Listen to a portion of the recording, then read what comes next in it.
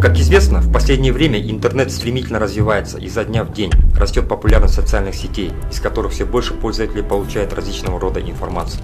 Но нельзя верить всему тому, что представляет нашему взору и слуху всемирная паутина.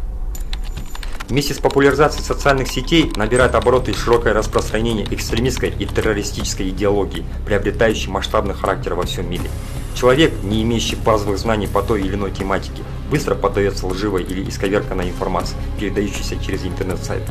Интернет стал местом распространения непроверенной, неподтвержденной или иногда и лживой информации. В соответствии с законодательством Республики Казахстан не допускается распространение в социальных сетях радикальной религиозной идеологии, а также осуществление незаконной миссионерской деятельности и распространение религиозной литературы, не прошедшей специальной религиоведческой экспертизы.